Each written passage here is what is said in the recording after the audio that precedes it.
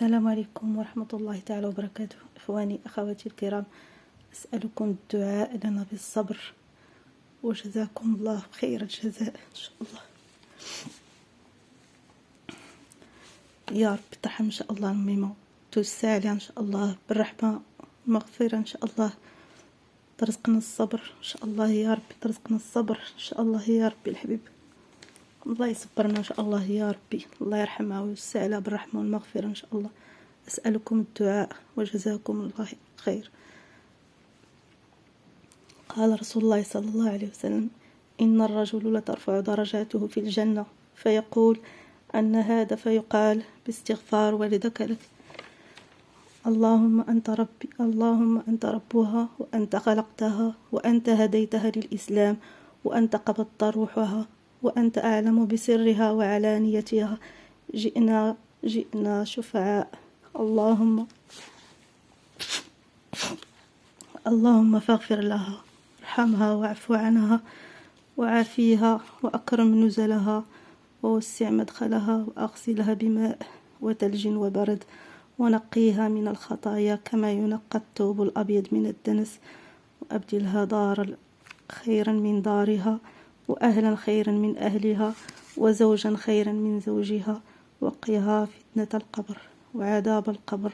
اللهم اغفر لحينا وميتنا وصغيرنا وكبيرنا وذكرنا وأنثانا وشاهدنا وغائبنا. اللهم من أحيته منا فأحيه على الإسلام، ومن توفيته منا فتوفيه على الإيمان. اللهم لا تحرمنا أجره ولا تقلنا بعده. اللهم يا باسط اليدين بالعطايا، يا قريب، يا مجيب دعوة الداعي إذا دعا، يا حنان، يا منان، يا أرحم الراحمين، يا بديع السماوات والأرض، يا أحد، يا صمد، أعط المتوفي من فضلك وخيرك وأرحمها وأغفر لها يا رب العالمين. اللهم إني أسألك في هذه الساعة إن كانت المتوفية في سرور فزد في سرورها ونعيمك عليها، وإن كانت في عذاب فنجيها من عذابك، وأنت الغني الحميد برحمتك يا أرحم الراحمين. اللهم ارحمها تحت الأرض وأسترها يوم العرض، ولا تخزيها يوم لا يبعثون، يوم لا ينفع مال ولا بنون إلا من أتى الله بقلب سليم.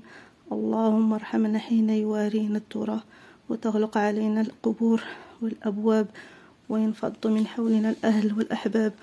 ارحمنا يا الله حين ينقطع النسيم ونفارق النعيم، وثبتنا حين السؤال ولم ينفع نجاه ولا مال. الله يجعل صدر إن شاء الله يرحمها ويوسع عليها. الله يصبرنا يا رب، تصبرنا، تصبر الزوج ديالي إن شاء الله، تصبر عائلة الزوج ديالي. الله تعازينا الحارة اليوم إن شاء الله، الله يصبرنا أجمعين. كنتمنى الله يجازيكم بخير اللي شاف هذا الفيديو إن شاء الله يدعي معنا إن شاء الله دعوة الخير إن شاء الله. الله يرحمها، الله يرحم الميمة ويوسع عليها إن شاء الله. الله يرحمها، كانت مسكينة من أطيب خلق الله. الله يرحمها ويوسع عليها ويرزقنا الصبر يا رب، ترزقنا الصبر.